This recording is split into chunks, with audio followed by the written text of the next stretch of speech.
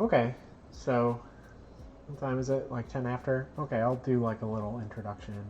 Uh, so basically, I modeled this jet fella earlier this week, and I want to do AI for it.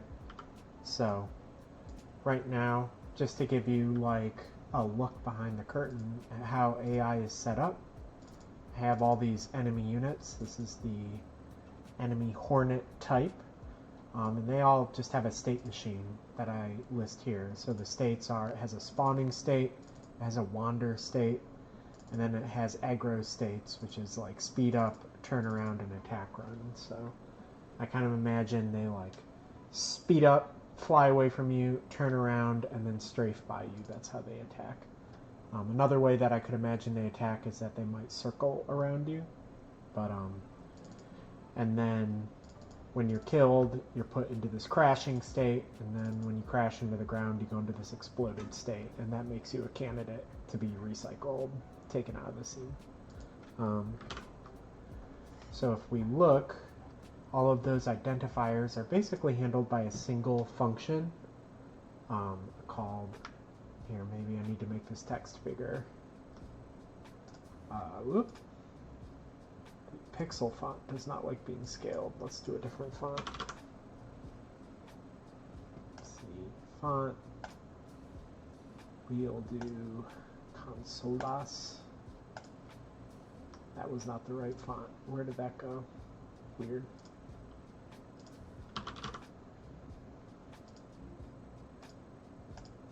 There. Maybe it's in the color scheme font. We have to turn anti-aliasing back on as well.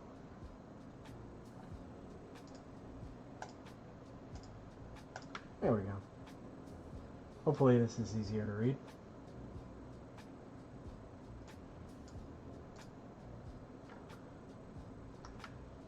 Do we like Consolas? This is the content people crave, watching me tweak fonts to see which is the most readable online. Monospace, source code pro, dialogue input. JetBrains, mono. Ugh, that one's even worse.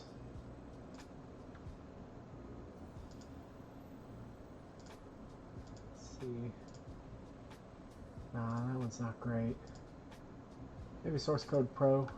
Ugh, that one's even bad. Let's go back to Consolas. That was fine. Why am I overthinking this? Great. So you can see how it works is basically I got a single function for each of my enemy types, which handles all the AI, called handle event. This is basically a big switch, which is a code thing that says, hey, I'm going to give you a bunch of cases, and you're going to match which one is current and run the code that's in that case. And I actually combine this like make switch with the event and the state. What I'm doing is I'm combining your current state and the current event like into a single identifier, right? So you can see events are things like when you enter the state, when you update the state, when you exit the state. So I've written cases for like when you update the spawning state, which basically just says, hey, try and find like a cylinder shape. So you can see I've got burp. It's maybe hard to see on the stream because it's so subtle. But I've got this cylinder shape which basically defines their flight region. You know, I can stop the simulation here, I can come in here, I can shrink that down, move it over here, and now they'll be constrained to an even smaller area. Zoop. What keeps them around the central area when in wandering state as opposed to drifting away over time? That's right down here in the definition of the wander state. So basically, once it finds this cylinder shape, it makes a copy of the cylinder, and it sets some like initial stuff, and then it says return state wander, which basically says I want to early out of this state, and I want to enter a new state, which is the wander state. So here's the wander update, which basically has 3 parts. So part 1 is if I'm not in that cylinder, then what I do is I check if my target direction, my steering direction, is pointed away from the center of the region. And if I am, then I basically pick a random point on the far side of the cylinder and I point my steering direction at that. So if you go outside, what happens is they pick a new direction that like takes them back in. Another thing is if my obstacle sensor, which is this like, capsule that's in front of them, whenever that thing lights up because it sees an obstacle, then I basically torque the steering direction away from that obstacle. And then here's my like actual simulation, which is my target rotation is basically going to be a rotation in my steering direction, aligned with the horizon, with a little bit of, oh, what is this? Should be XY. Should it? Right? Wait, let me think about this. No, it should be YX. That's interesting. I had a bug in my code. But basically, I have a kind of randomized noise signal that I call wiggle. I have a banking target, which is basically just the angle between my current direction and my target direction, projected like as a sort of twist around the horizon. And then I compute a target direction, which is just point in the steering direction, wiggle horizontally and vertically based on that semi-randomized wiggle, and then twist, like roll the plane basically depending on how much I'm banking, right? And then that target rotation gets basically, my actual rotation is a smooth version of that. I have damp rotation here. So I'm basically always sort of interpolating towards that target rotation rather than immediately setting it. That's why you see that kind of like takes them a second to rotate into their target direction. And then once I have that updated rotation, I have this slide which basically says take my forward speed, ramp it up towards 18 meters per second, and do that in my current direction, and then I just basically want to slide in that direction. Slide is like basically take me as far forward as I can until my collision bangs into something, and then take me as far along like tangent to the thing that I banged into that you can, right? That's sort of like sliding the character controller. So the slide prevents me from actually just like going through collision, but the obstacle sensor is like a little bit of like a hint of like, hey, try and steer away from it before you even bang into it, because it just doesn't look good when planes are just like banging into collision. So did that answer your question, TV Tyler? It's basically right here is the code that says, yeah, if I leave the flight region, update my target direction to point back into the flight region. So they can actually exit it, but they immediately turn around and steer back into it. And then you enter the crashing state, as I said. Let's see, that's super cool. Did he work on this kind of code for fish moving in Abzu? Yeah, kind of. Abzu was a bit more complicated because, like, for one thing, we had a background simulation of like tides, so we actually had like a sort of fluid gradient that everything could sample, like what the current of the water is. So rather than like just wiggling randomly independently, they all kind of like wiggled along with the tide. But like, yeah, this kind of like I would have a target direction and then I would sort of damp with a critically damp spring towards the target direction. Like everything basically had that kind of logic in Abzu because the rule was that like everything was fluid, so like nothing could have any sudden changes in velocity. It had to like slow down and then speed up again whenever it was turning or whatever.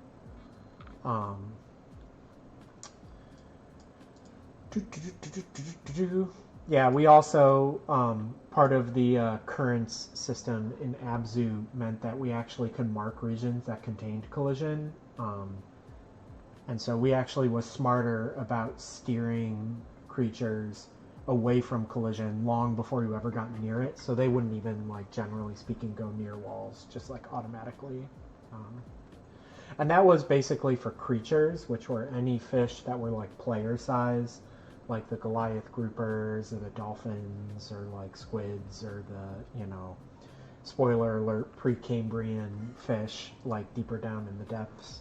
The individual little fish in that game were just like a really advanced like particle simulation.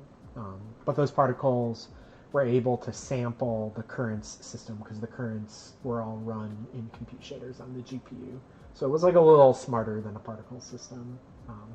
But yeah, they basically internally just had like Craig Reynolds Boyd's logic, which is something I don't know if I want to do. Like right now, none of these planes are actually coordinating with each other. Like really the only coordination they have is if you're flying into somebody, like is happening right there. Your obstacle sensor makes you sort of steer away from them. That's to prevent the planes, hopefully, generally speaking, from crashing into each other. But like, a lot of times when you're doing sort of like squad simulation of like schools of swimming creatures, you have these like 3 Craig Reynolds rules of like cohesion, adhesion, and alignment. So cohesion is you generally want to steer towards the center of mass of your school. Adhesion means you want to steer away from other individuals in the school, though. And alignment basically says you kind of want to match the average direction of all the other sort of like swimmers in your school that are close by you. You put all those things together and things basically look like a flock of birds or a school of fish. And there's a bunch of tuning parameters that you can apply to that. I actually had a friend back when I lived in Sacramento who was getting his PhD at Davis in animal behavior and studied schools of fish. And he told me that real fish don't behave like that at all. And like every time people who study schools of fish talk to people who do computer graphics, they're like, oh, it's like Craig Reynolds. And they're like, no, it's not like Craig Reynolds. That's theater. That's not science. So, but video games are theater. They're not science. There you go. Anyway, all of this is very long preamble to basically just say when you die, I force you into this crashing state. The crashing state basically, sweeps you with some like gravity. I got here like 50 meters per second squared of gravity. And then I like rotate you along with how your velocity is rotating.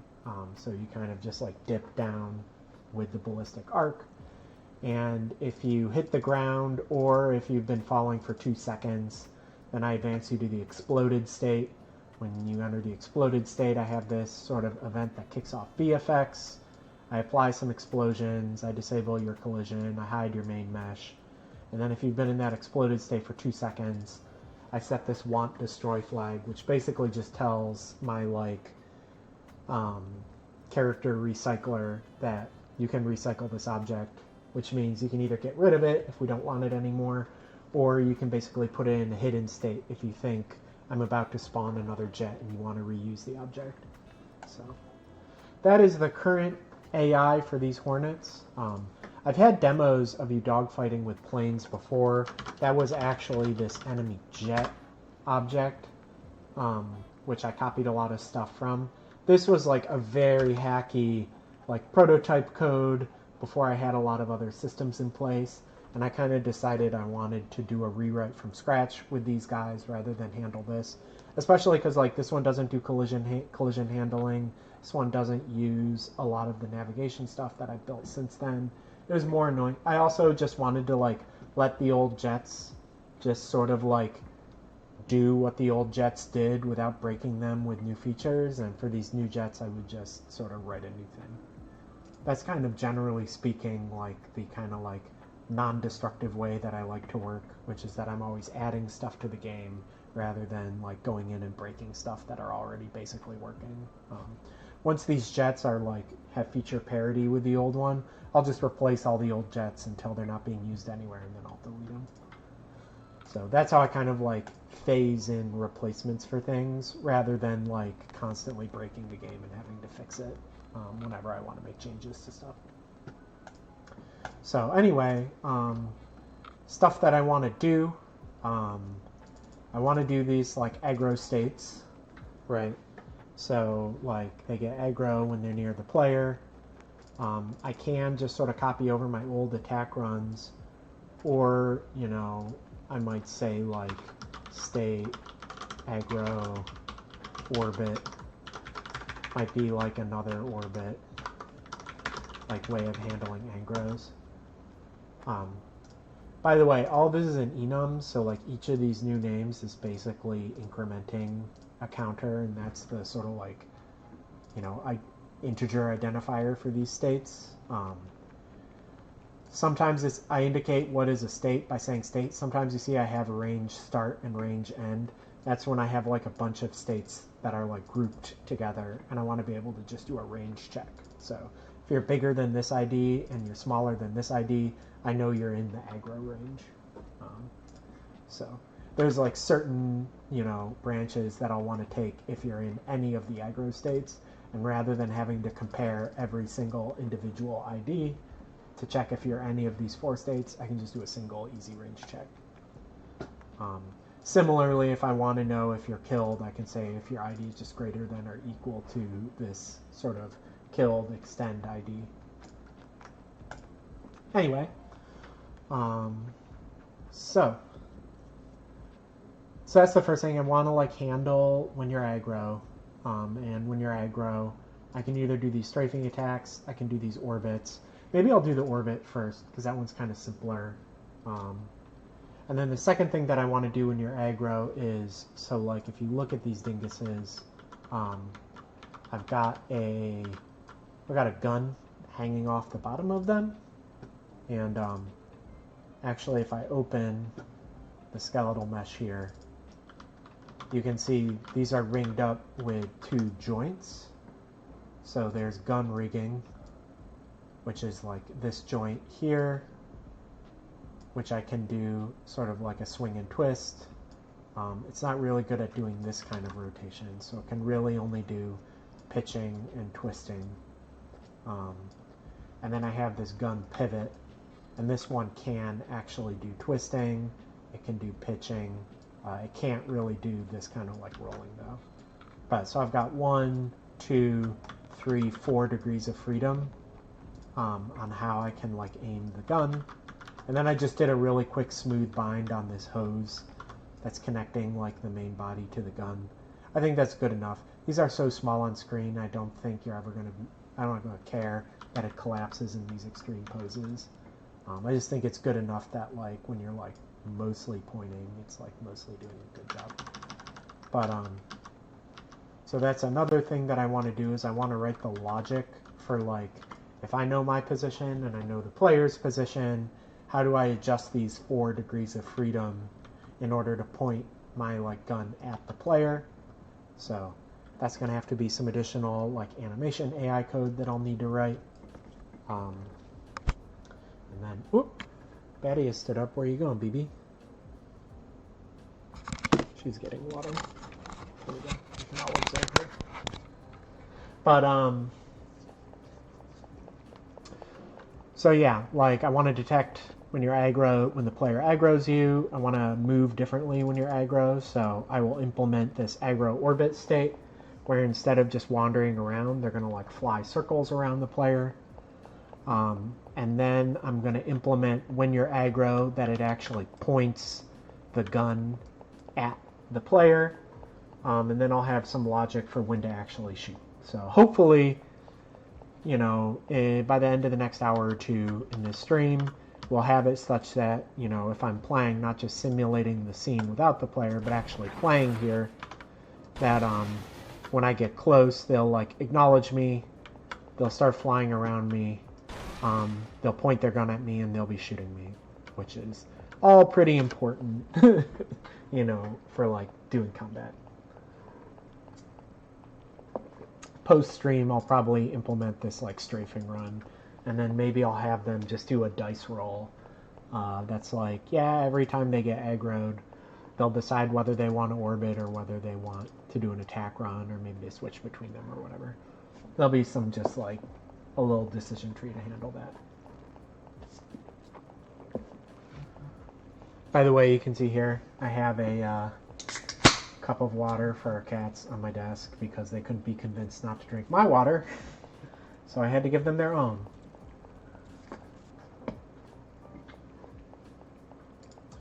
Cool. So I'm going to start. I'll try and like narrate what I'm doing when I'm coding. Obviously, this is like C++, plus it's Unreal C++, which is a deranged dialect, plus it's like my special coding conventions. So there's no expectation that you're going to like understand exactly everything that you're seeing on the like right-hand side of my screen here. Just by like reading it, but like I'll try and explain just in sort of layman's terms what I'm doing as I'm doing it.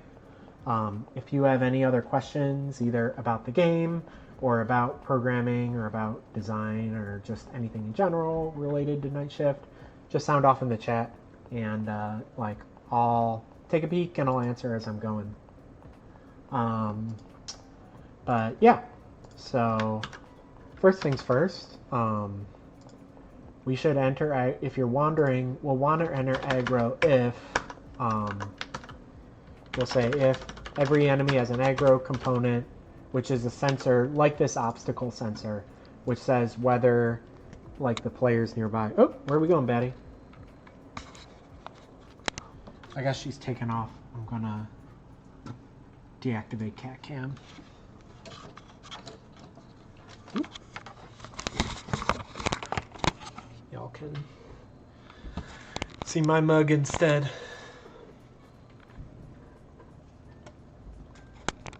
Ooh. Am I looking good? Hello? Oh, where are we going, Betty? She's decided to just hang out on the desk.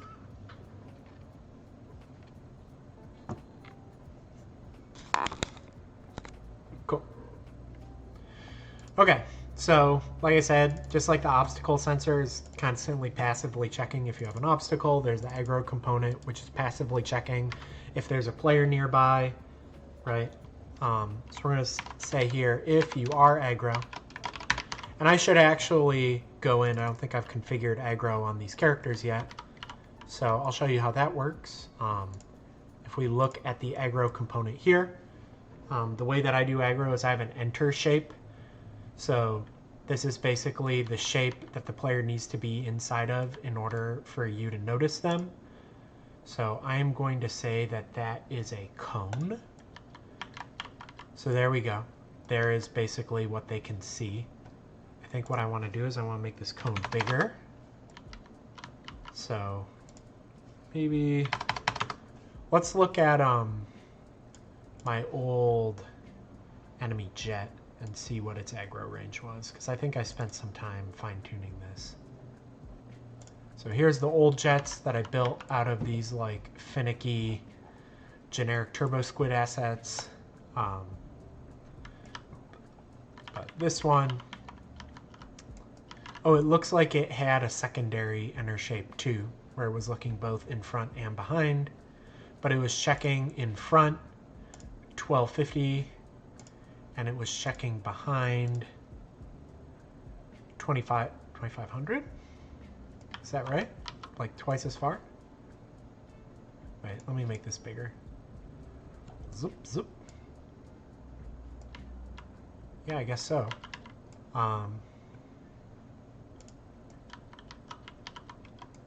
And then it actually, yeah, had a 30-degree angle.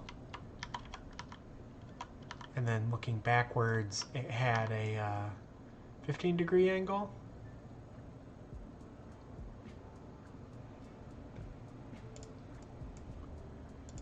That's weird. Here, let's just say it's a 30-degree angle, and maybe I push it like back a bit. So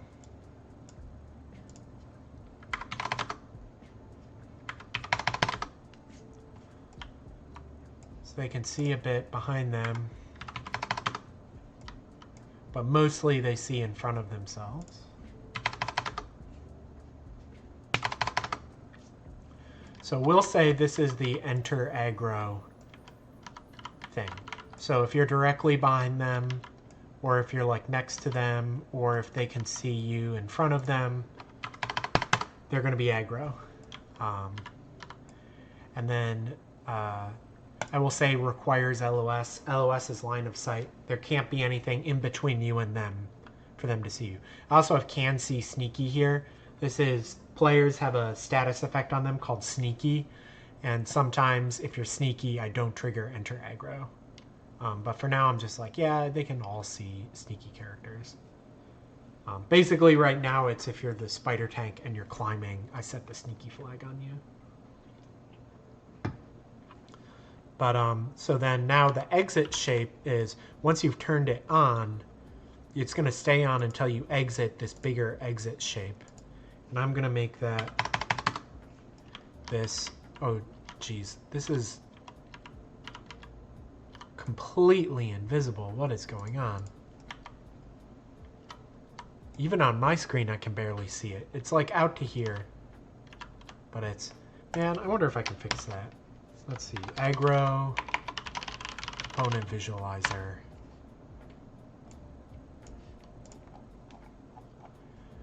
So I have a draw aggro shape function, and then exit shape.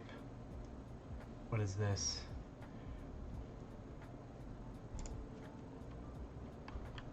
Here, instead of doing 1, what if I say thickness 0? Here, I'll just show you. I'm like live compiling. Actually, this is not going to live compile because I touched a header. Dang it. Oh no, it decided it was okay? That's extremely weird. Okay, now we can see it. Actually, it looks way better with 0. Why don't I make this 0 as well?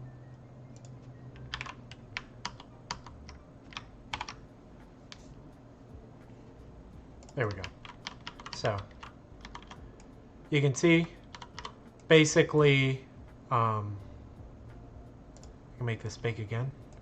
So if you're inside this cone, they're going to notice you, and they're going to continue to notice you until you leave this bigger sphere. I'm going to make that like 8,000 centimeters. That's going to be even bigger.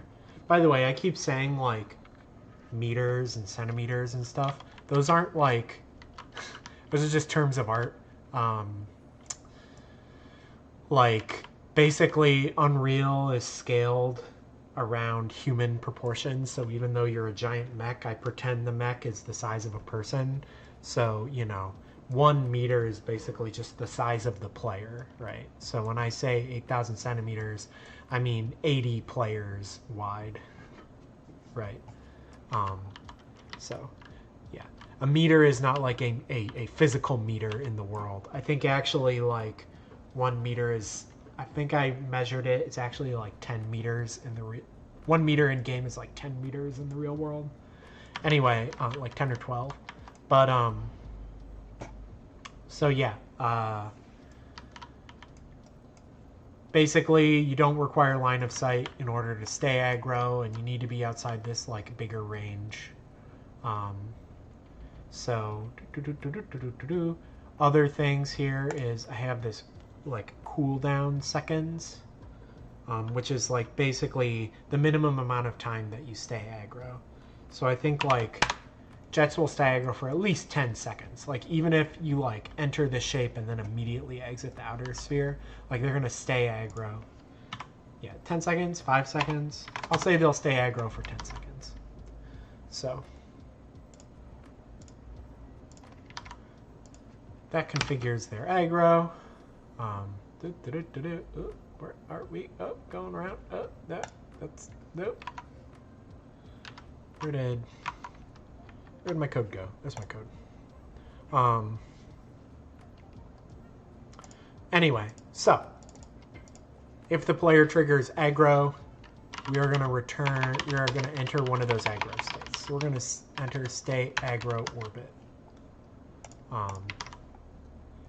And now down here I can add a new case, which is case enemy event aggro state aggro. I don't need state in my macro. When we're updating, so here's a function when we're updating the aggro orbit state. So when we're aggro, one thing we know we can do is get the aggro position. So or I'll just say target position is aggro component get last aggro position. So this is the last position where they saw the player at, right? So basically, what do we want to do with this target position to get us to like orbit?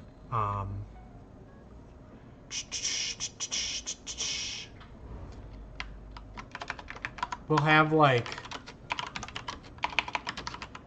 oh my goodness, why can't I type today? I'm all shaky. We'll have like a target distance. We'll call that like 30 meters. I said 30 and I typed 3,000 because these are centimeters, so it's 30 meters times 100. So now, here, actually, let's say target distance min, target distance max, 40 meters. Or maybe 20 meters is min, 40 meters is max. I'll move all my constants to the top of this block. So now we're going to have, basically we can compute, distance to target, or we can just say like if I have a vector utils function, if position within, actually am I using namespace vecutil already? Yeah, I am. I don't need to type vecutil. So let's get my position. Actually, I can just say pose.position. So if my position and the target position are within target distance min, this is too close. Otherwise, if the position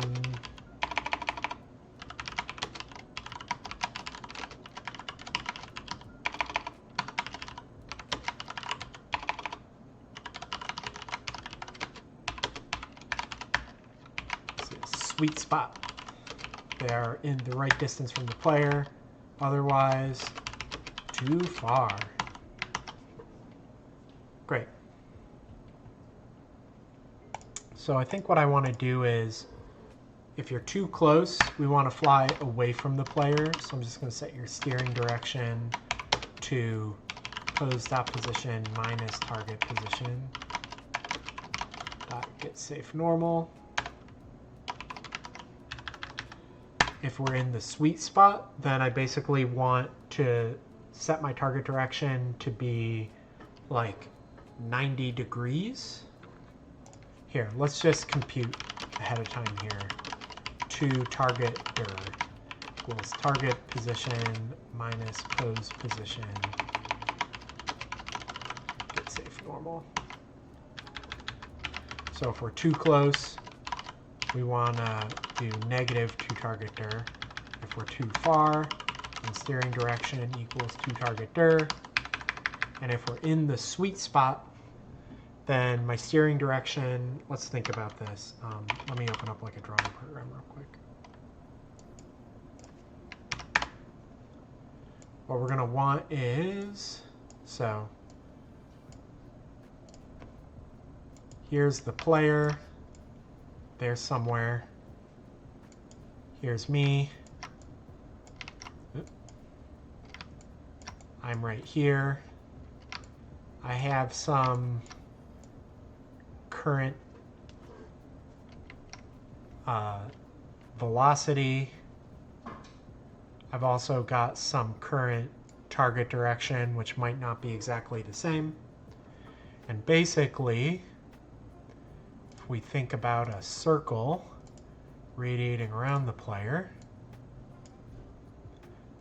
zip,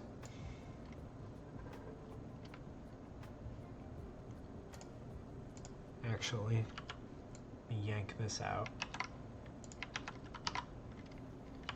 Like rotate you a bit so you're not already aligned. But if we're like this, like the target direction that we want to compute is this, right? So this like tangent direction. So what's the best way to do that? I think it's like, I'll take your current direction, I guess, and I will project it onto the plane of the to-targeter. So steering direction equals vector plane project, my current direction onto to-targeter dot get safe normal. And if steering dir dot is nearly 0, for some reason, if any of these get safe normals slapped me to 0 for numeric safety reasons, then I'll just default the steering direction to my current direction. And then basically, I want to do this same movement logic. Now I don't want to copy paste this movement logic, so I'm going to factor it out into a subroutine. So here we're going to say void what would we say, update,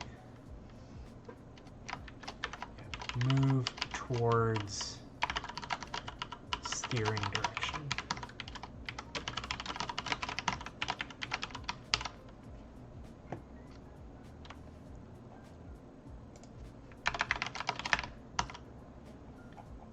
We get the namespace of that function here.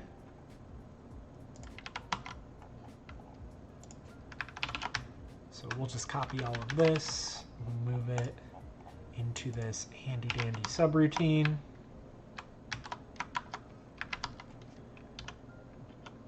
We don't need to compute dt here.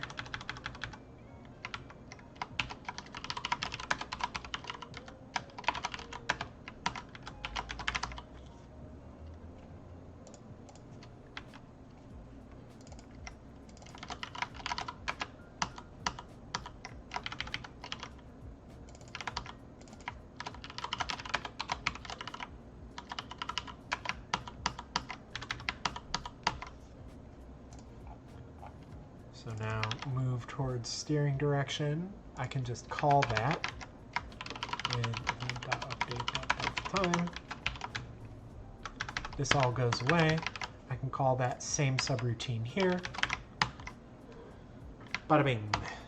Now another way I could do this is I could have just like a branch somewhere that says like, hey, if I'm in an update event for any of the states that just want to move towards the steering direction, run this code.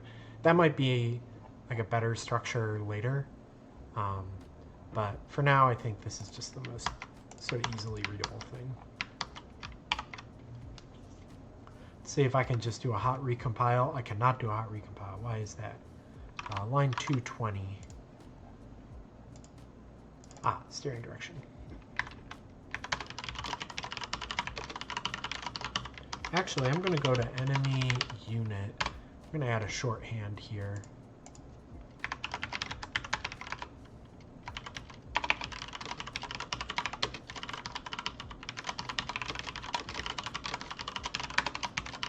So I try to implement all the major functionality of my characters through components. And then the actor basically just gives me these handy dandy shorthands, so I don't have to keep typing whatever component arrow method. So now I go back to my Hornet, and I can just say get steering dir, same here.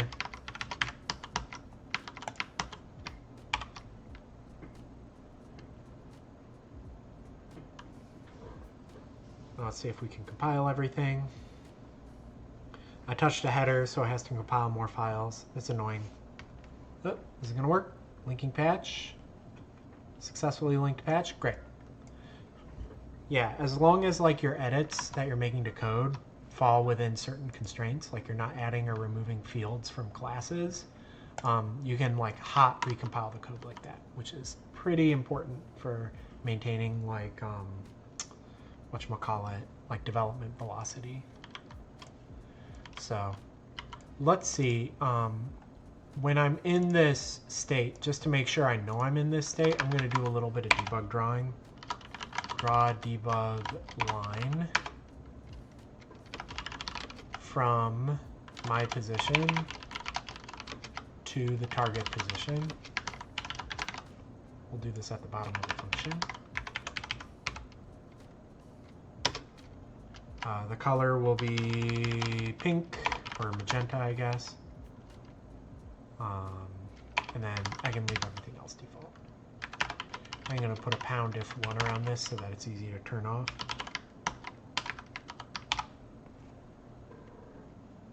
Do a quick recompile. Great. Now we can basically fly. Now we can see, somebody has aggroed me.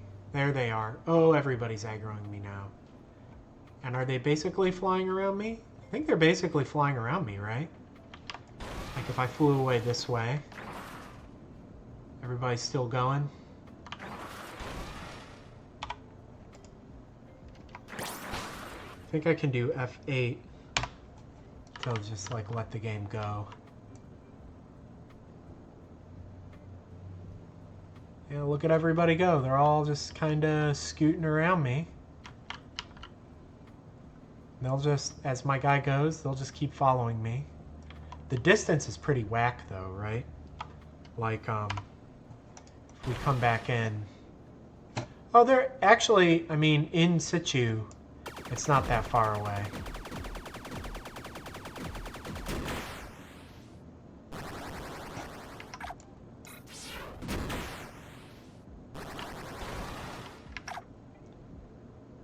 Okay, this isn't so bad. I mean, it's a little strange, but I'm dealing with it.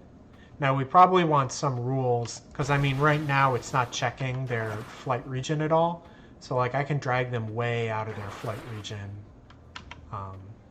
That's probably something we'll need to think about. I'm just going to make a note about that.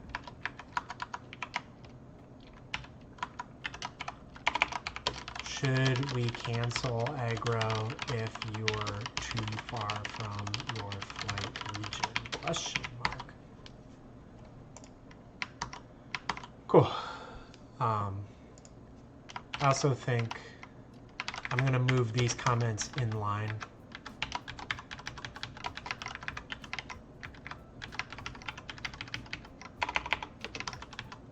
Just to make this a little, make this code a little more compact.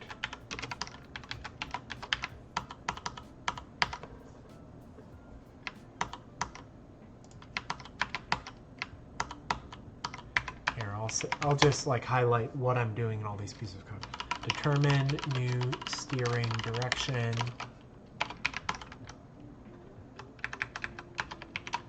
Apply movement.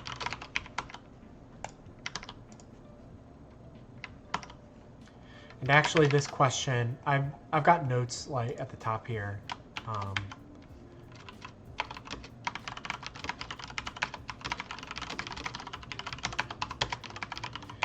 Cancel aggro when too far from flight region, question mark. Also integrate with nav engine, question mark, question mark, question mark. Great. So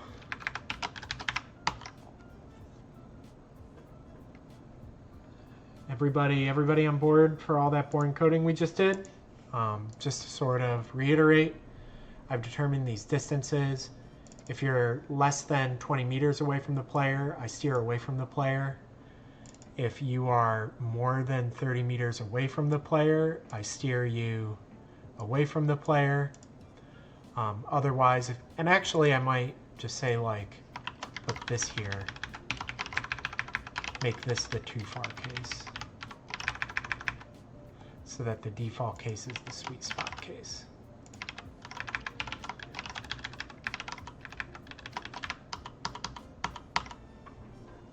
Great. So if you're too close, steer away from the player. If you're too far, steer into the player. If you're in the sweet spot, steer like sort of 90 degrees around the player. And then if for some reason we like our math went to 0 due to like being basically too close to the player to determine this toTargetDir. Actually, I might put that just like up here. If toTargetDir dot is nearly 0, then the steering dir is this. We'll just call this edge case, numeric edge case. So we determine your direction and we apply the movement. So we can see, for instance, I could make those numbers smaller. If I like took this down to maybe like 10 meters and 20 meters, and we did a quick recompile,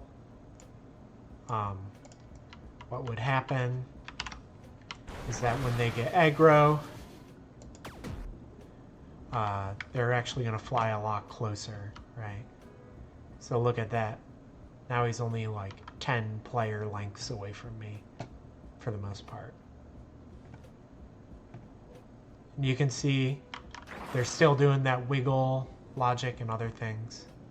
They're still avoiding each other. I do wonder if they should basically orbit horizontally and not fly over or under you. That might be like an interesting thing. I'll do that as a question. Here. Bias to orbit horizontally and not fly over or under, question mark. I write lots of these comments as I'm thinking and going. Is the nav engine you mentioned for 3D pathfinding? Yeah, I can show you that real quick.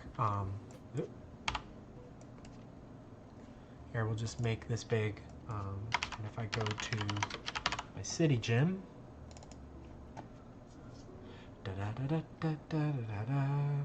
this level's bigger, takes a while. There we go. You can see I have all of these like nav regions, like flight regions, and sort of flight corridors, like connections between flight regions, as well as like street map, like ground regions, and like information that lets things know how to fly through tunnels and stuff. So that has the effect. If I go in and sort of play in this scene, oh my goodness, you see enemies are able, like if I fly under here, they're smart enough to fly. Oh my goodness, that's so loud. I need to turn the engine down. Boop. So this is how they're smart enough to know how to avoid crashing into buildings or things. Like if I fly down here, they're all very good at like sort of navigating in between buildings and stuff, as well as these ground people know how to do like street turn-by-turn directions, because there's like, yeah, that like pathfinding system. I think it's more obvious if I go maybe into these sewers. You can see they're smart enough to know if I fly down here that they need to sort of come down this way to go into the sewers, and they're not like crashing into the sewer walls or anything. If I make this turn, they know that they need to fly all the way there before they can turn to follow me. So all that stuff is basically like the enemies have like a whitelist of areas where they can go and connections between those places, so that they don't have to rely on collision to navigate the space. They don't have to worry about like crashing into stuff or doing a million raycasts. They can just rely on the navigation info to basically say stuff like, if I want to go towards the player, can I do that? And if I can do that, what actual direction I should go? Because it's maybe not straight at the player. It's maybe like I need to go around this building first to get over here or whatever. So that's what I mean by the nav engine. So I can go back to my minimal level now. For these guys, just for now, just for like developing them, I just made that like flight region. The flight region could be 3D. I'm just worried about these jets basically like being more limited than the hovering enemies and where they can go. Like they really need more open space. I don't necessarily want a jet like following you into the sewer tunnels because they'd almost certainly be like crashing into stuff. So I think I need like a tagging system for the aerial nav regions to say like, yeah, these are like jet happy nav regions and the jets should stay only within jet happy regions and not go towards like all the aerial regions. That's not great streaming content though. So, oh hey, Batty has joined us again. I'll leave the camera on me for now. She's not. We can all admire Batty. She's joined us again, but she's just snoozing. Sorry, it's an aside, says TV Tyler 04, but do you run into trouble with agents hitting into each other in tunnels, like crowding in there? I mean, basically all of those, I have squadron rules, which is that all enemies of the same type who are either in the same nav region or are in directly connected nav regions will implicitly treat those other people in those regions as squad mates. And the logic for the hovering enemies is that like try and maintain separation from their squad mates. They don't get too close to them.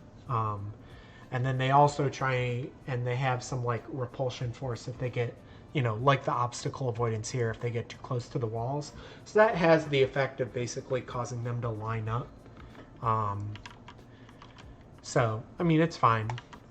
It does mean that like if you have a ton of them on your tail, you can strategically lean them into the tunnels, and then they'll basically all be in like a line, and then you can flank them and shoot down the line. I don't know if anybody is really going to find a way to exploit that strategy, but it's an interesting thing that you can do. I basically try and focus more on like rules that cause behaviors to emerge rather than micromanaging all the individual behaviors, but sometimes you add exceptional rules for like specific content. Anyway, so now let's think about when they're aggro, they should be aiming their gun at you. So I'm actually going to go down to this other object here, which is the enemy hornet anim instance, which is like anim instances are just, this is like Unreal inside baseball stuff, but like animations run on a separate thread than the game thread. And so you have an object on the game thread, which is your game object, and then you have an anim instance on the animation thread, which is your animation controller. You also have a render proxy on the render thread, which is your like renderable, right? And then these different objects need to sync up at specific times. So if I'm controlling the direction that the gun is facing, that's actually an animation task when I'm computing the rotation of bones. So I need to implement that not in the game AI, but in the animation controller. So we're gonna basically come in here. This is native update animation. This is basically a sync point between the game thread and the animation thread, where I'm basically going to like copy some information about like if you want to aim and basically, what the aiming direction is. So if hornet aggro component is aggro,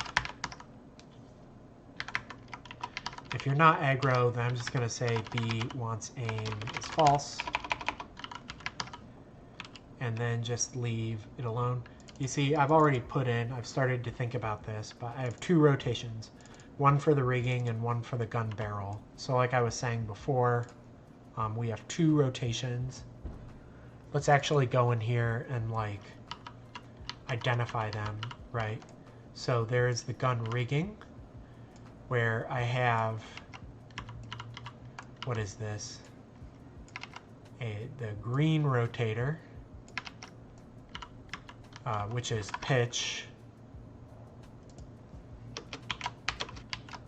So I have pitch, And then I've also got this. Actually, that's kind of annoying that it's... I need to think about that for a second. But, yeah, I have a rotation here, which is basically... Yeah, see, this is annoying. Whenever you import... Normally, in Unreal, you want the red axis forward and the blue axis up. It's like red is like forward, blue is up in the Unreal world. But in this one, I've got the blue axis is pointing down and the red axis is pointing backwards. It's all kind of cattywampus. But I've got this rotation, and then this one, we've got this pivot. Yeah, neither of these are really doing it in the order that I would like. Or are they? I guess they are.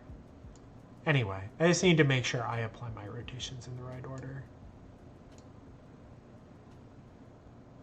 But, yeah.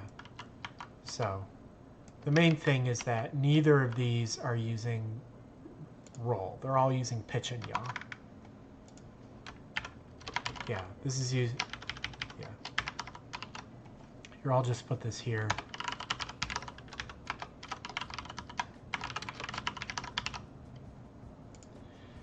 And then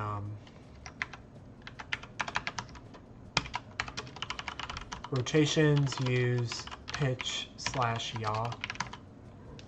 So let me think about the best way to do this.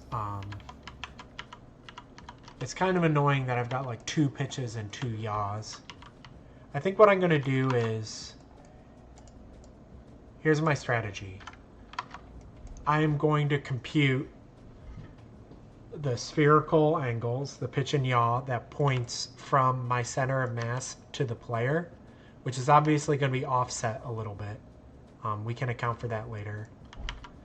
But then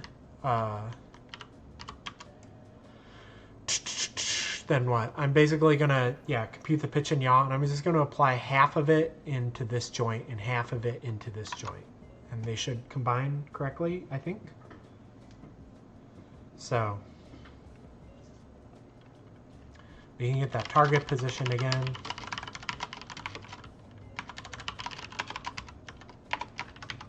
We want hornet, aggro component, last aggro position. And how is this implemented? I can actually optimize these. Let's do that.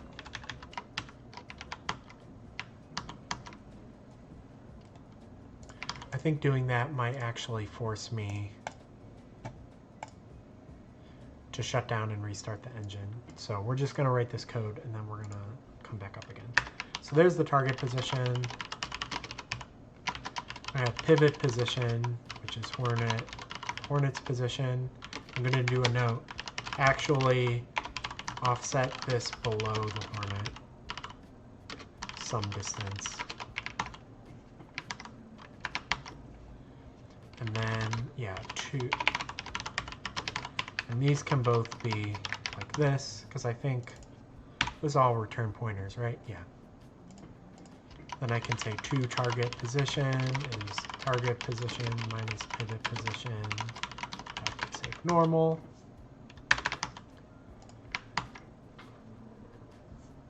Now this is in world space, so I want to convert that to local space. So I'm actually going to say hornet scale mesh get component quat. This is the rotation of the skeletal mesh. Then I'm going to say unrotate vector. Bada bing. So what's happening here is I've now got the 2 target, I'll say dir, but this is actually in local coordinates. So this is in, it's called component space. So this is relative to the orientation of the jet.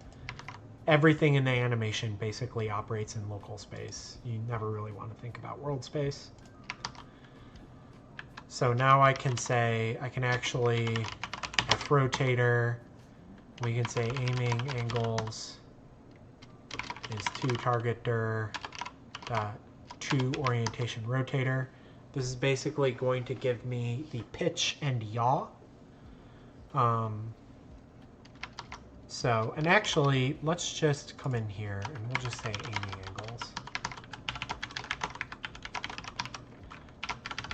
We'll just make that a parameter. Great. And I apparently spelled distance wrong.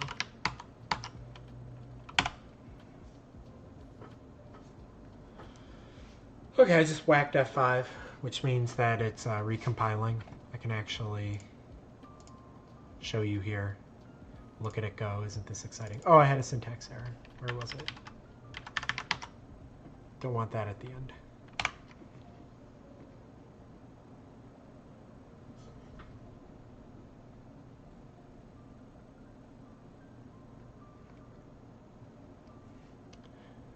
Actually, I don't need to target there. I can do to target offset. I don't need to normalize it because this one doesn't need normalized inputs. So let's do a quick recompile. Let me just check real quick what the distance below the center of mass is that the like resting pivot of the gun is. I'll just add a scene component real quick. We'll pull it down to here. And this is at about, what is that, negative, well, from here, yeah, it's about negative 80 centimeters. It's about 0.8 meters. So we'll just actually say hornet get pose dot transform position 0, 0, negative 80.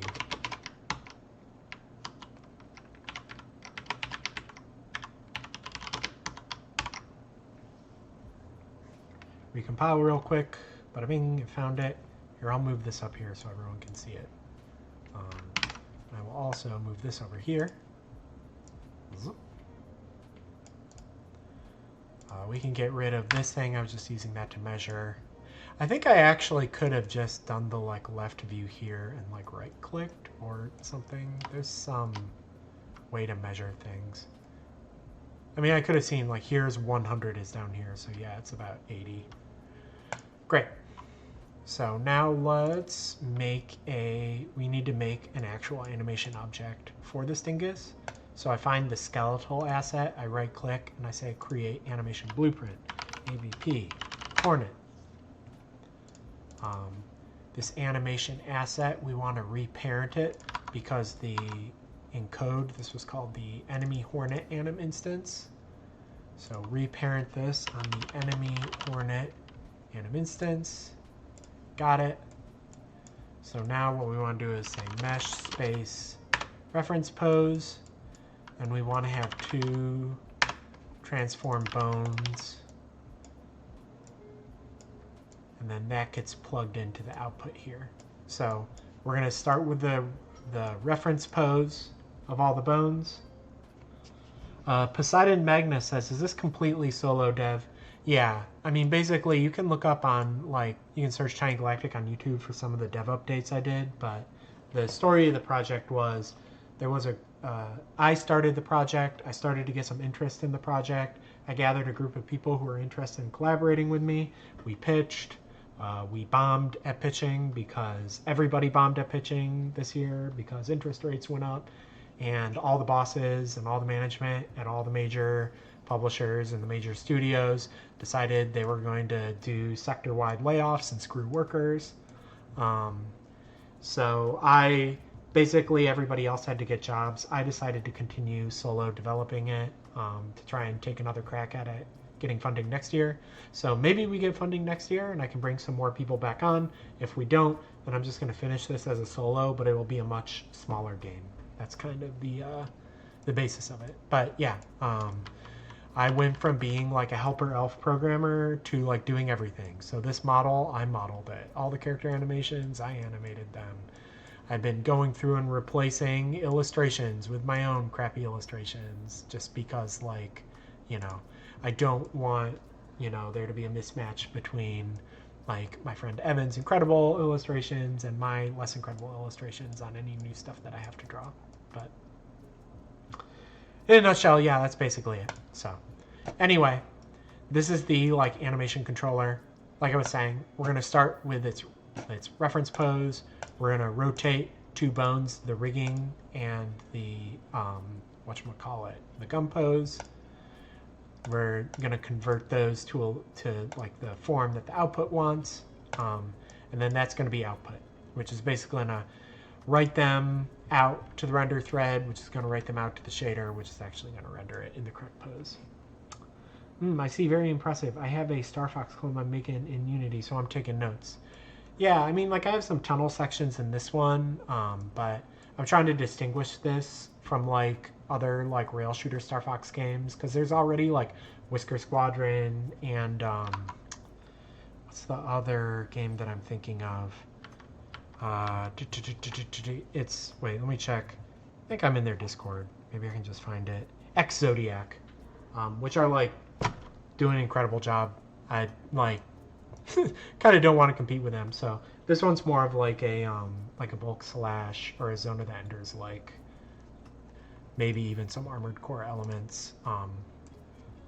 It's not like strictly a flight sim, especially because you can see like hey, look, I'm a robot in addition to a jet, and also I have some other characters like this sort of tank that has no ground mode.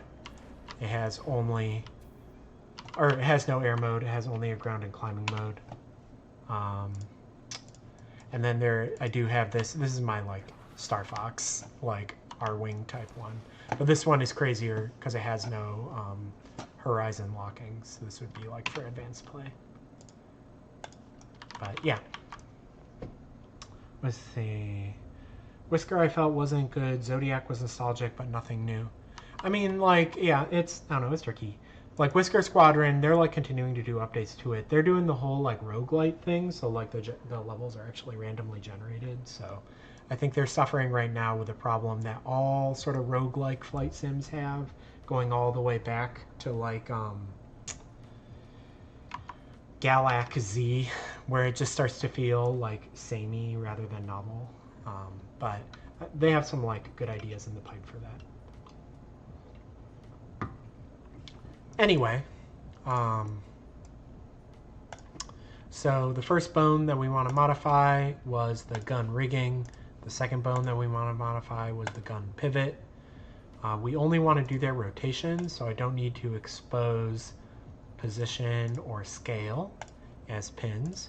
I can do the same here. Do not need to modify position. Do not need to modify scale.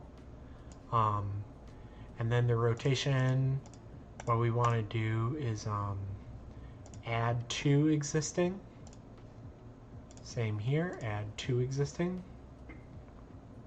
And I think we want to do it in bone space. Great.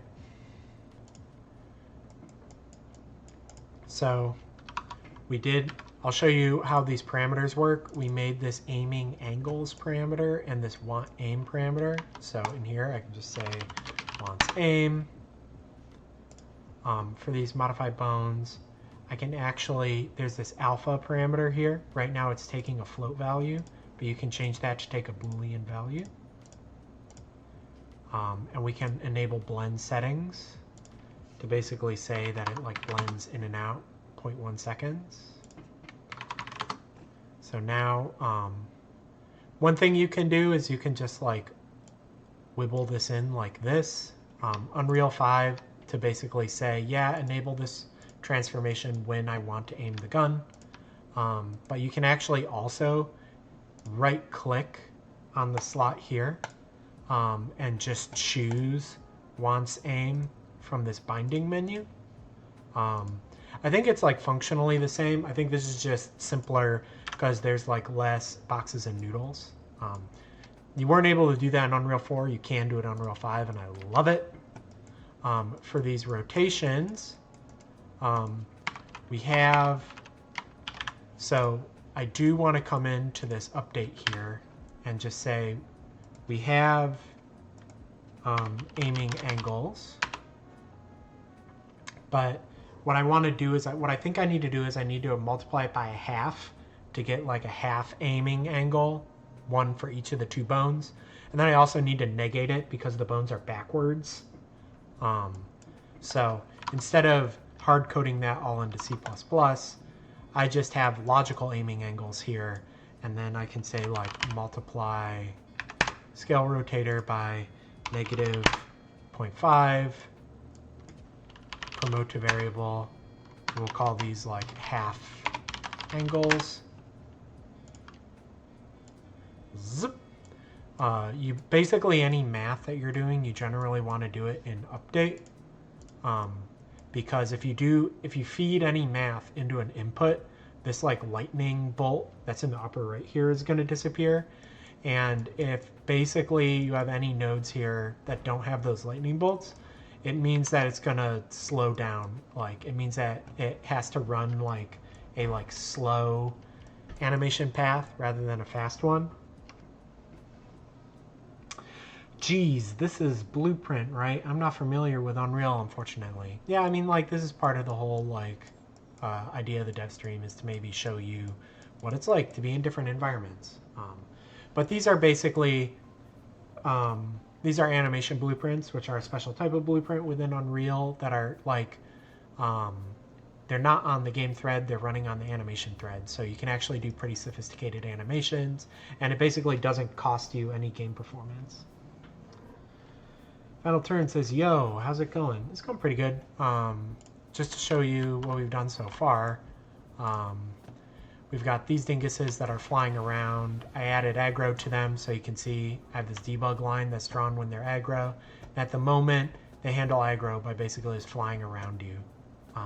So what I'm doing now is setting them up such that they can pivot their gun to point at you when they're aggro. And our gun has 2 joints, so instead of just having one aiming angle, I'm applying half angles to the rotation of these 2. So let me just plug the half angles into these things. Boom, boom. So now let me just do like a quick test. If I update the pitch,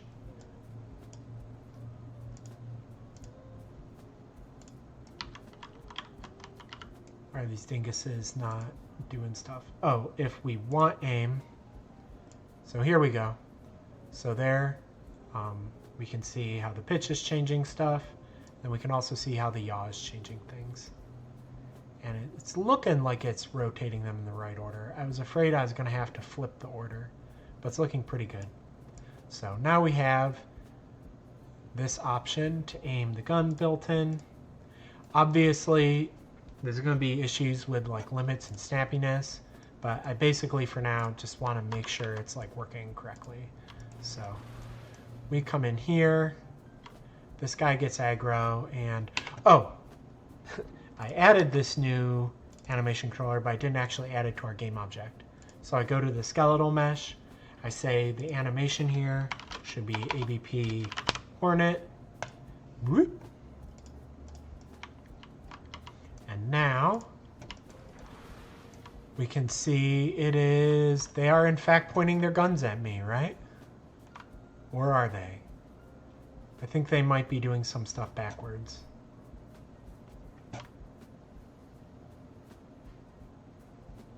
Sometimes their guns appear to be pointed at me, and sometimes it seems wacky. Maybe. So I negated this, but what if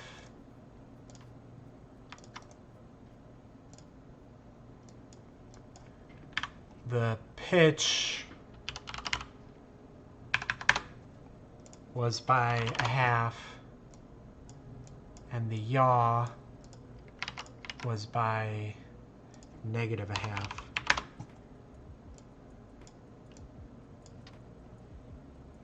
Do they have auto lock on? That's dangerous. Well, this is just, I'm just testing for now to make sure I can get them to point their guns correctly. Once I do that, I'll start making their aiming more interesting. So So is this working correctly? Are their guns pointed at me? Yeah, look at that. I think their guns are basically pointed right at me. So. Do.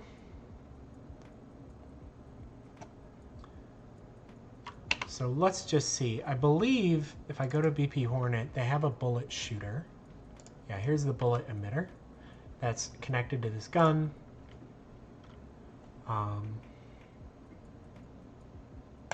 Let's just fire slow enemy bullets, I guess. Maybe that's what we'll do. So yeah, let's just go back to our AI here. And then if you're in the aggro state, we'll say if state time, if you've been in the state for more than half a second and your bullet emitter last shot time, and it's been 1 second since you or half a second since you last took a shot, then bullet emitter is it try? What did I call the like shooting method?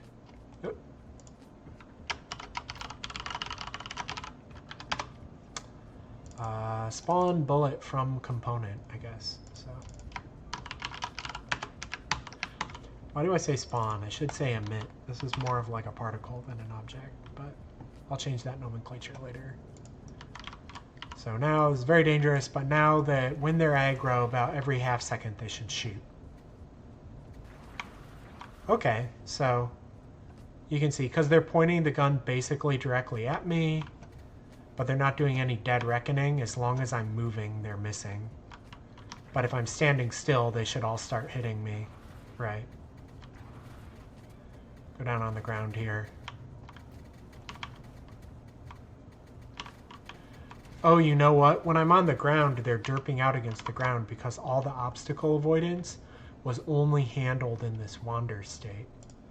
I wonder if for funsies, I move the obstacle avoidance towards movement here.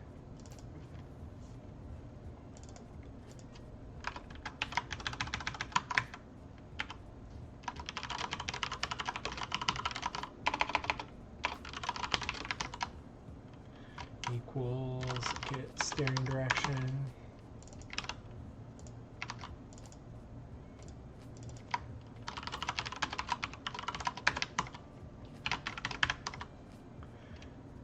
Now that I've already got this, I don't need to call this getter. We'll just some quick code cleanup.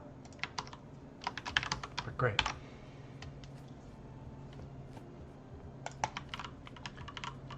So we can check here. Is this dingus?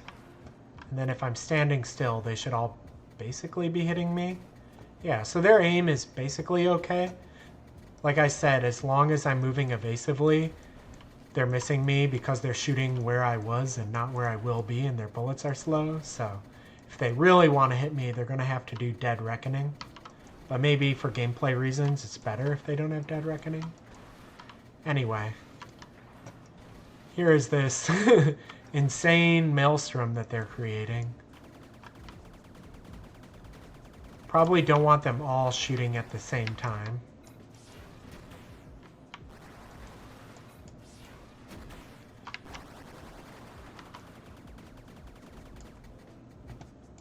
But, so yeah, I think one issue is that they can like aim like up through their body or around. I think there should be limits on the pitch and the yaw. So let's put those limits in. I think like aiming angles dot pitch should be clamped to, let's say, -30, 15. So they can aim down 30 degrees. but they can only aim up 15 degrees. And that yaw should be clamped between 45 and 45. So now for shooting, let's have them only shoot, oh, excuse me, if their direction is generally aligned with you. So, what can we do here? I'm confusing myself. Right, where is my shooting code? It was in this kit right here. So we'll call this condition B, maybe shoot. If maybe shoot, then like first thing we'll get the bullet emitter's direction.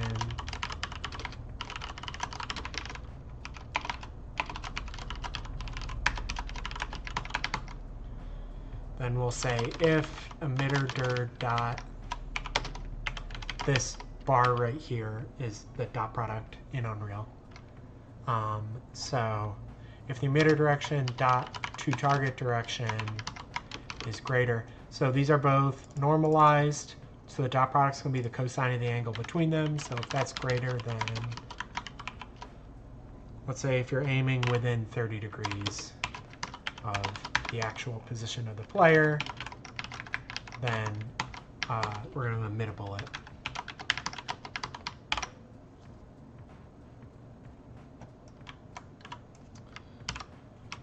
So let's see this now. So now they're never quite aiming because those limits are probably too extreme. So let's say if you're aiming within 45 degrees of the player, and let's say that your yaw is actually clamped 120 degrees, and your pitch can go below 45.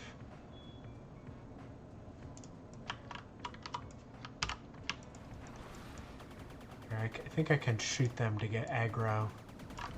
There it goes. So yeah, now he's like better at aiming at me and like deciding he wants to shoot. They're all shooting. It's a madhouse. A madhouse.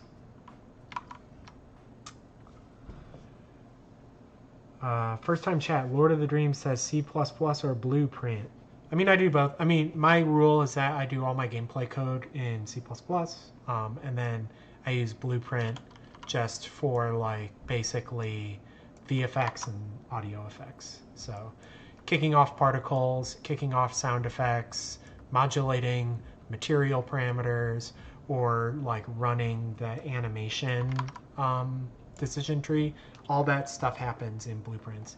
But the actual logic of like their AI and when they shoot and how all that gameplay works, I keep in C++, just because, you know, I'm fundamentally a C++ coder. I just try and limit, like it could be bad performance to do all that stuff in Blueprint. It's also just a huge pain in the ass. Like all this code would be like a giant bowl of spaghetti. I think maybe 120 is too much. Maybe clamp it at like 100 degrees, like a little past 90 degrees. Cool. Get some of these people mad at me by shooting them. Yeah, now I've got, yeah. I don't know if this is good gameplay. This just feels like RNG. Also, they're so bad at hitting me, it's almost like false peril.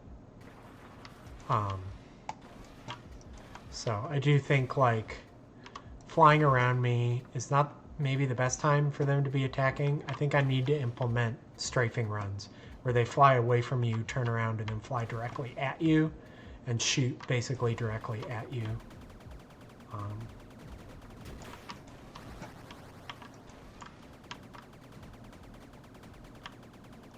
Pew, pew, pew, pew, pew.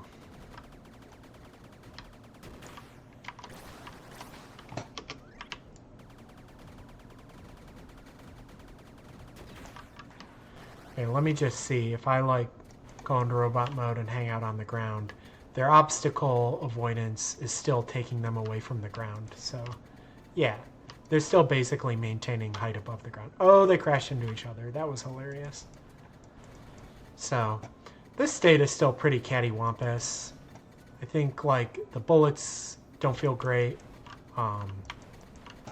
The fact that they're all shooting at the same time rather than maybe coordinating and taking turns would make it a bit more interesting.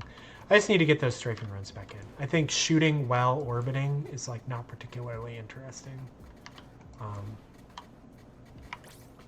But like here, let me just bounce out of here. If we like pause and look, all of them are, yeah, they're all basically aiming their gun in the right direction.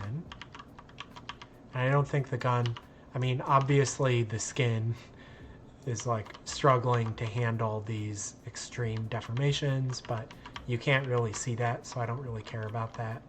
I think these guys are like basically right. There's just like a lot of layering going on in the animation. So I think another thing might be that like right now I'm shooting directly in the direction of this barrel. I think I might actually shoot like adjusted, right? So that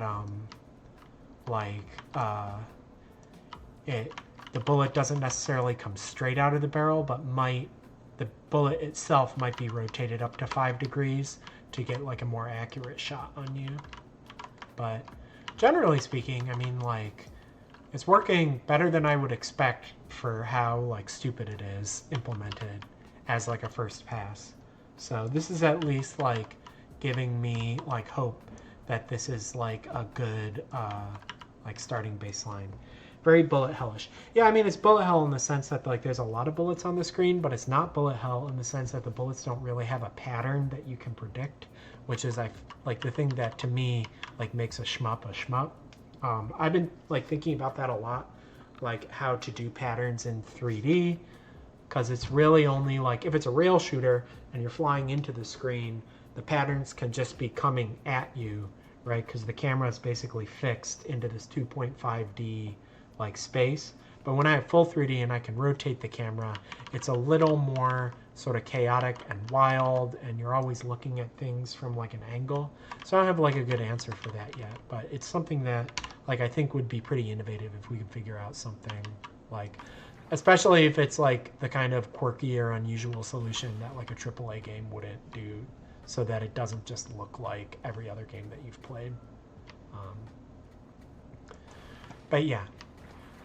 Let's actually, I'm just going to test real quick, like, if they were able to do some amount of dead reckoning, what that would be like. So, let's go to our bullet emitter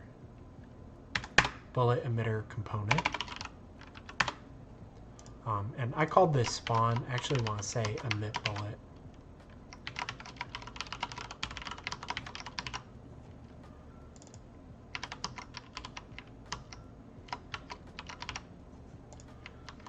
And now let's do another one, which is void emit bullet at vector in, we'll just call this target position.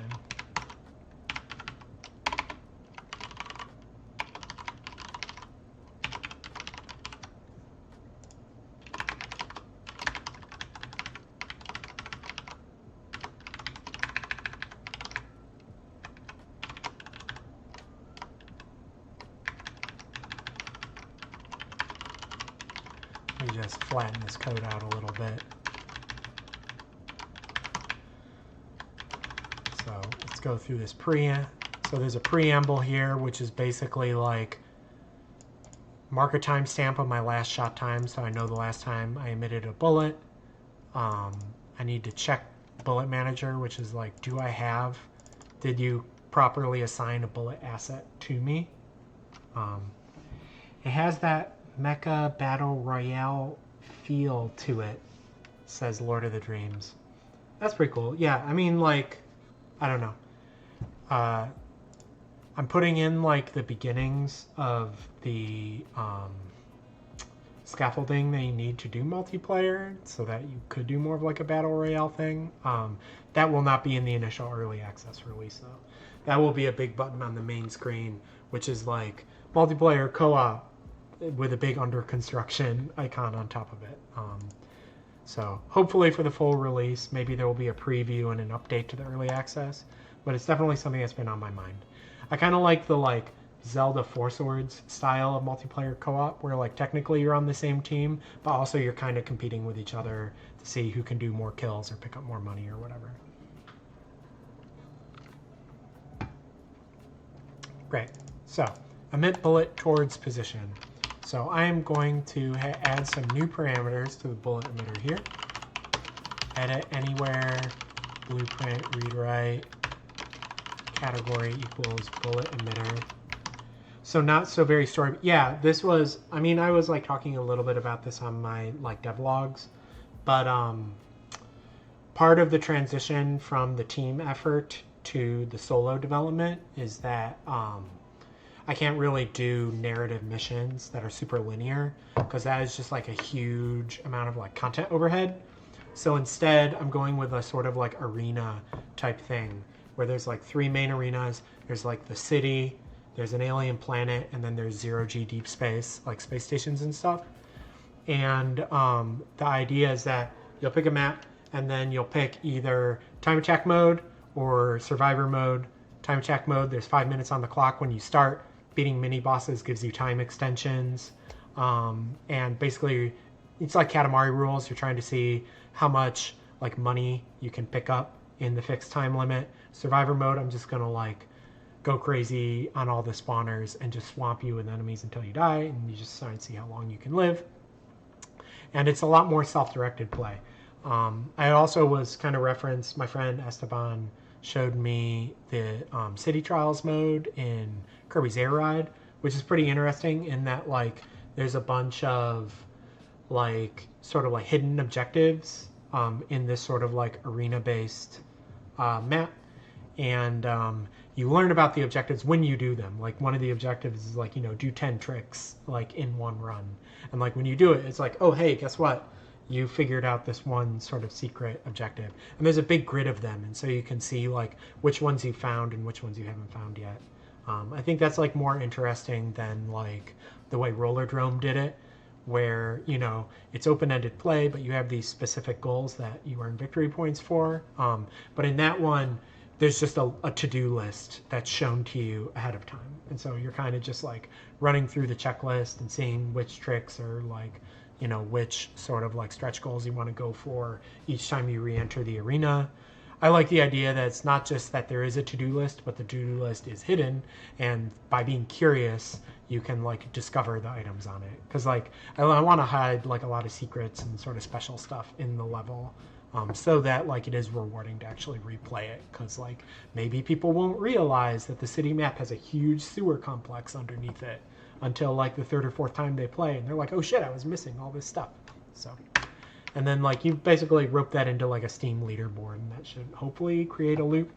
But yeah, not gonna have like narrative missions.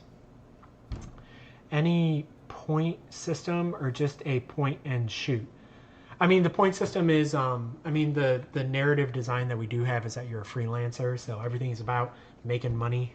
And so, you know, basically enemies will drop money, and you'll like pick up cash and stuff.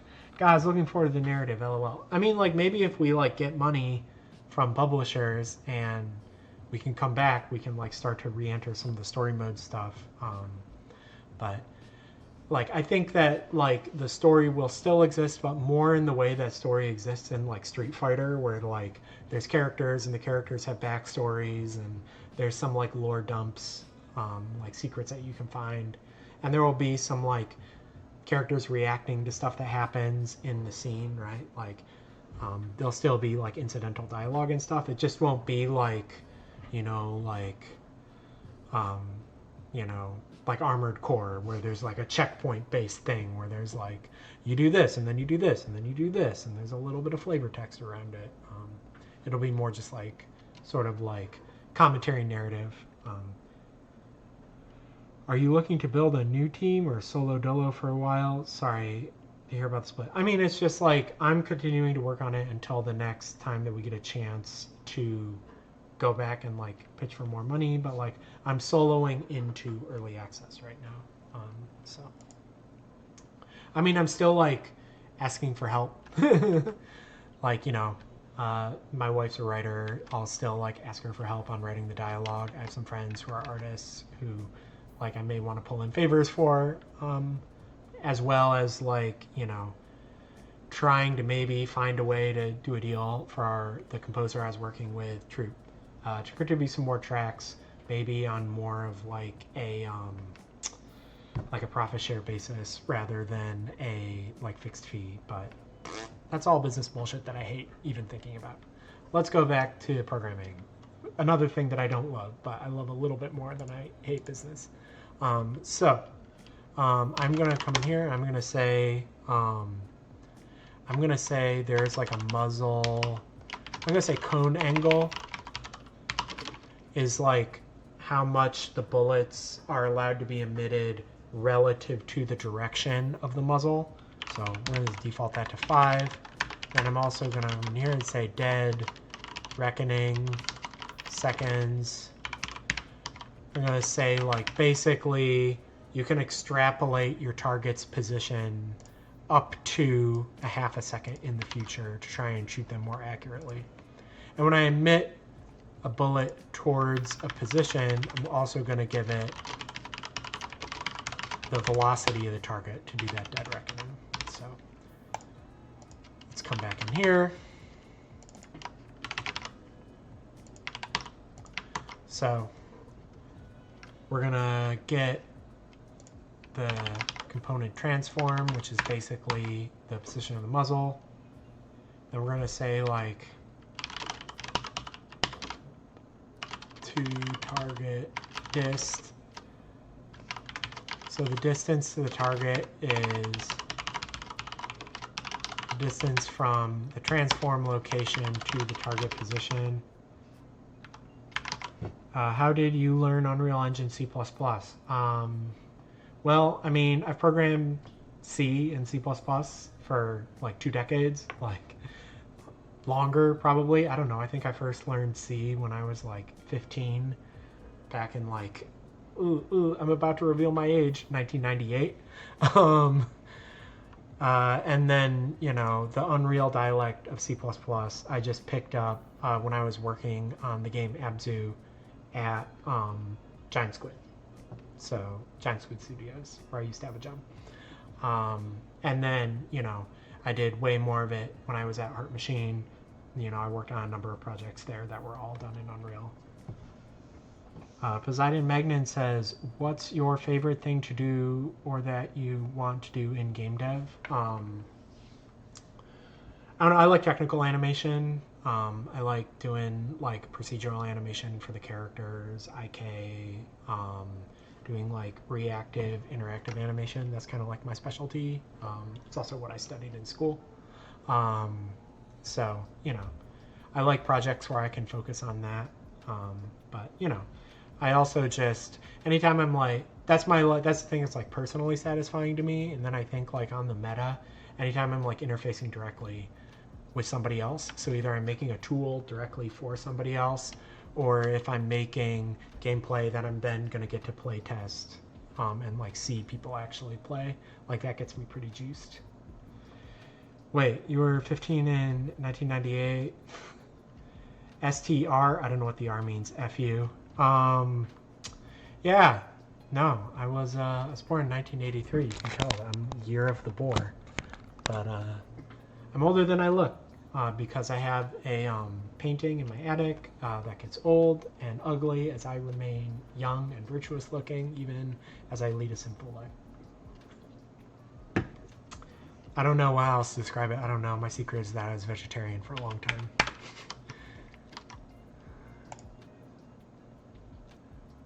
Let's see. Why is it unhappy about this? Well, here, I'll just do tx.get location minus target position dot size. Wait, why is it on? Oh, it's because this should be a double. Great. I bet 1990s were like heaven nowadays. 21st century is going downhill. Yeah, well, I mean, I don't know. In fucking 1980, they elected Reagan. He was a fucking fascist. 2000, we didn't elect Bush, but he became president anyway. He's a fucking fascist. But what can you do? We live in America. We're a cursed empire. You look younger than me, and I'm like 6 years younger. Yeah, I don't know. Go to a climbing gym, take on a vegan diet. Let's see. So we have the distance. I do think, where was it? I wrote this like dead reckoning code. It was, let's look at bullet shooter, which is how the player shoots, because the player does some dead reckoning. Combat util aim ahead. Great. So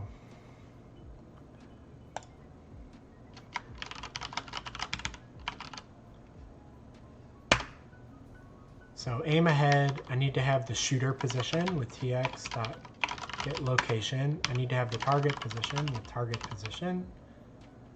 I need to have the relative velocity. Ooh.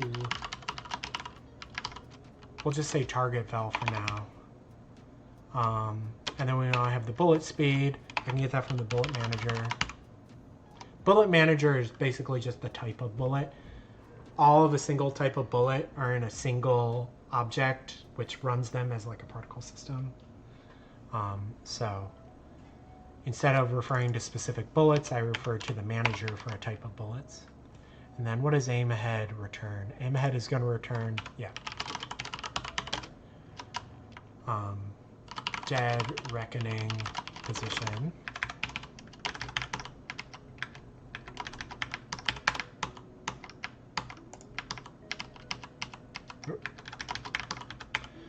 So then dead reckoning dir. By the way, dead reckoning is like, you know, that episode of Futurama where they're playing real life Space Invaders and he's like, you should have shot where I would be rather than shooting where I am. Dead reckoning is that thing which is like, I'm going to lead my shot ahead of you so that you fly into my bullet. Did you almost give up on C++ when you first started? No, I don't know. It's fine. Like, I think I was like the last generation of people at my college where they were teaching C and C++ rather than teaching Java and Python. I think we're also the last year that learned Scheme rather than ML. But it's, I don't know, you just keep doing it and you get better at it. I mean, it's, the thing about programming in general and C++ in particular is it has a steep initial learning curve, but it's like not but the plateau is not like really high, right? Like programming is hard to learn at first, but then like once you get it, it's actually pretty easy. I think the whole idea that programming is like a magic thing that only super smart people can do is a line of bullshit that's peddled by people who are afraid of having competition for their jobs. But yeah, I don't know, it's all programming is going to be weird in different ways, but I do as much C++ as I do like C# or Python programming. For me, you can understand the logic, you just don't know how to apply it. Yeah, I don't know, it's like learning a language. It takes a while to get the groove of it, but eventually like you understand it intuitively rather than intellectually, so you don't have to think about it so much. Like it's just more obvious what you're supposed to type. You know, the only difference between like C++ and like C# really is just that C++ has more quirks. And so you just need to know more quirks before you hit that like level of like, you know, hit the vibe zone where you just get it. So anyway, dead reckoning direction is going to be that dead reckoning position minus tx get location. Is this actually aim ahead? Is this giving me a direction or is this giving me a position? Minus shoot. Oh, this is actually a direction already. So here's my desired direction, but I cannot just shoot in the desired direction. I have to clamp it I think in vecutil I wrote a cone constraint function where the cone direction is going to be get rotation.vector. The target direction is this desired direction. And then the max radians, degrees 2 radians, cone angle.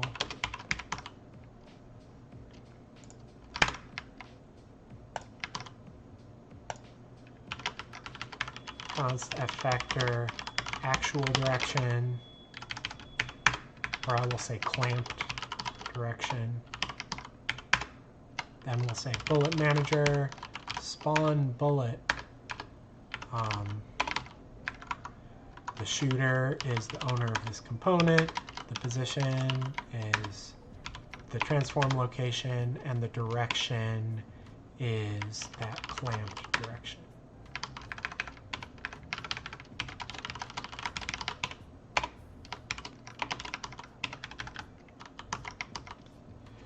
Poseidon Maggie says, how often do you stream? How frequently do you dev, like, per week? I stream every Friday from noon until whenever.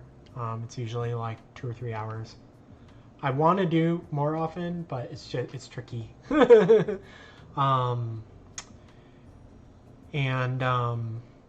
how frequently do you dev per week? I mean, it's at this point, I used to be part-time freelancing, part-time developing, but my freelance work dried up. So for the rest of the year until pitching season next year, I'm basically deving full-time. So, you know, I don't know, I dev 40 or 50 hours a week. I basically just treat it like my job. So I am in this room all the time, and I'm starting to go cabin crazy. Great.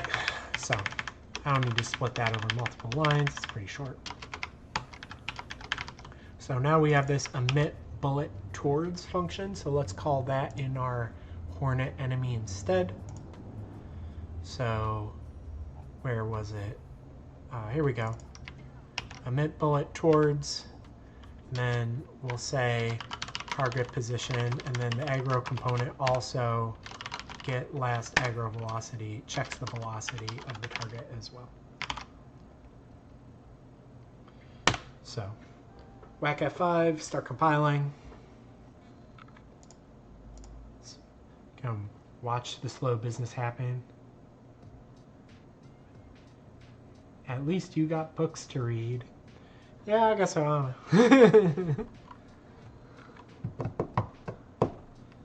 I'm usually, because I'm both making the game and doing annoying online video production for the game, I'm usually like editing a video while I'm waiting for it to compile.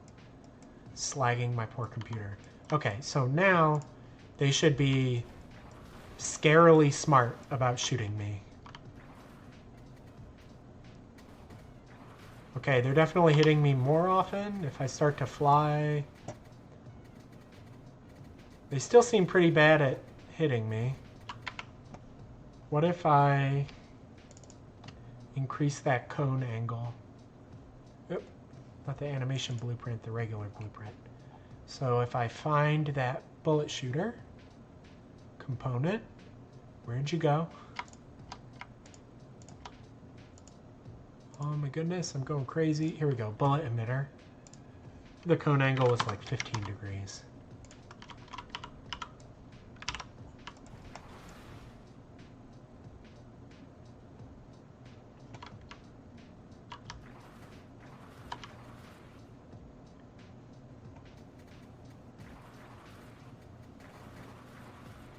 Okay. Wait, what I'm looking for is them being able to like hit me with reckless abandon. What if I expanded the cone angle to 45 degrees? Would that work?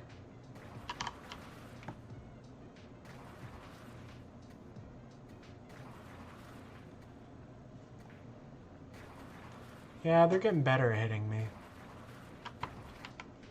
Okay, what if I gave them a faster bullet? P, enemy bullet.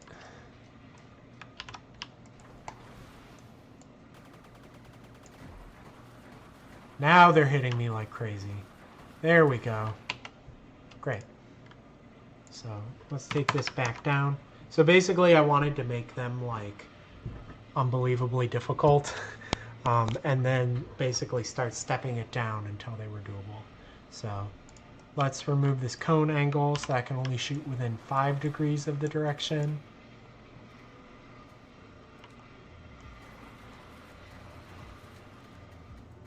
Okay, now they're not like, they're like better at hitting me, but not perfect at hitting me.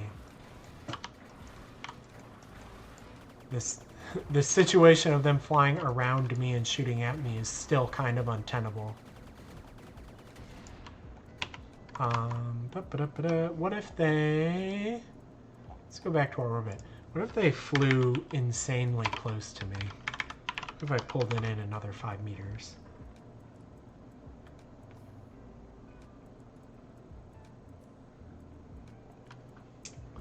We should talk about, I work in indie studio myself as Star Fox clone, but it's cool. I like could find freelance work if I needed freelance work. I'm not actually like looking for it. It just so happened that I used the fact that the gig I had dried up as an excuse to just start working on this full time. Okay, so now they're closer in. It certainly sucks that they're hitting me from behind, but that's something I'll just need to figure out a better way to tell, like telegraph.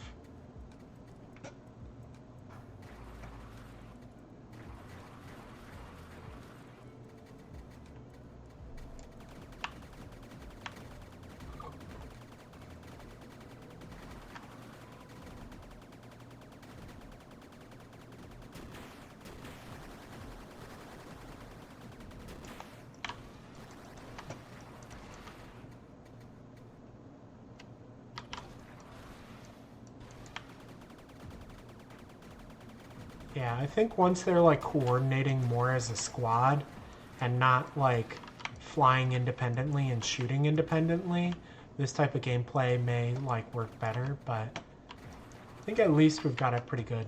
I think the last thing I want to do is actually go into this animation controller again. And right now I'm setting these half angles directly, but I'm wondering, here, let me just say make rotator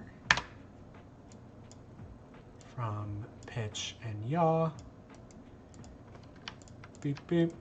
Recombine pins. I think maybe what I want to do is like R interp 2. And we want to go from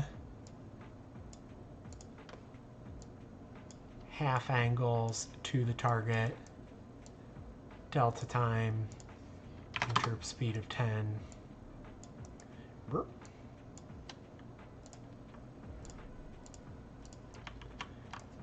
So that basically there's a little bit of lag time between the aiming direction and like where they're actually pointing their guns.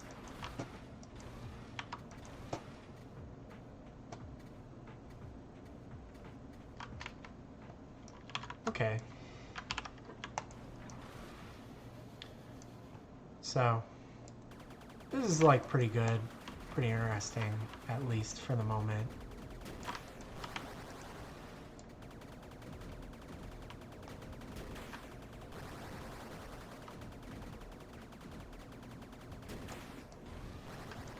This is at least looking very dynamic.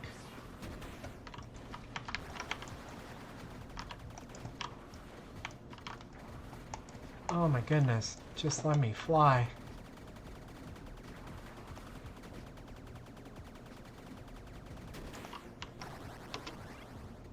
Is it better if I do a lock-on?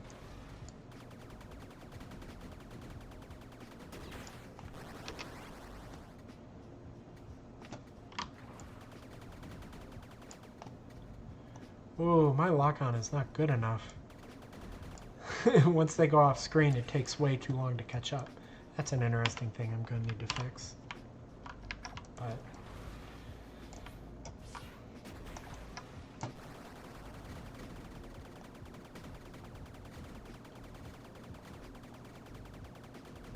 they have too much health. Should I take their health down? How many hits is it currently? Health component. They currently have 10 health. What if it has 5 health? What if they had half as many hits?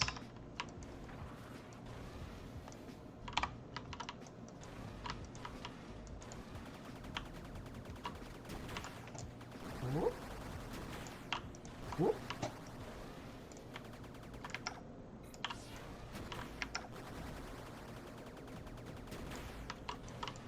Does that feel a little bit better? I think maybe that feels a little bit better. Like, I think like my idea for these guys compared with the other enemies is that they're high speed, low health glass cannons. Oh, oh, oh.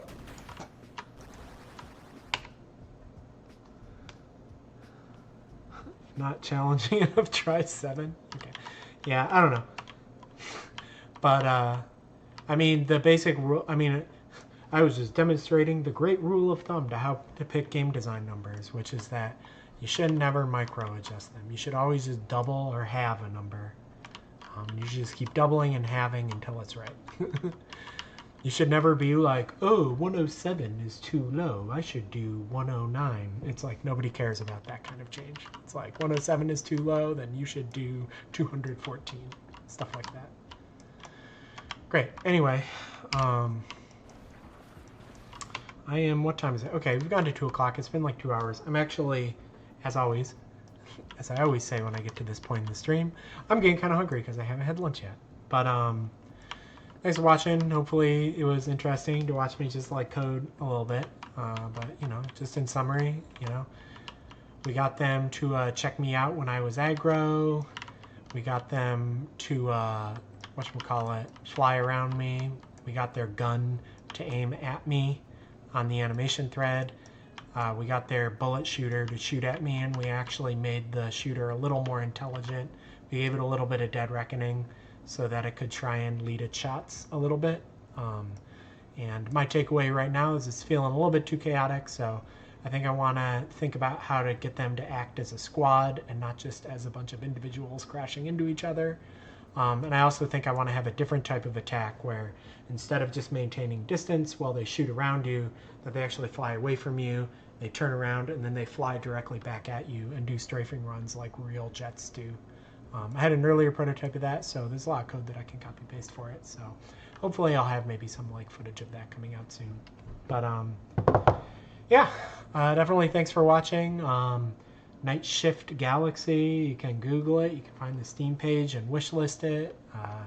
You can follow me. I mostly post on I post on Twitter and Blue Sky. I only really reply on Blue Sky because I don't like having to use Twitter anymore because it's a cesspit. But there's also a Discord, so you can find the link to our Discord and join in there. And yeah, I do this like noon Pacific time every Friday. And cool. Thanks for watching.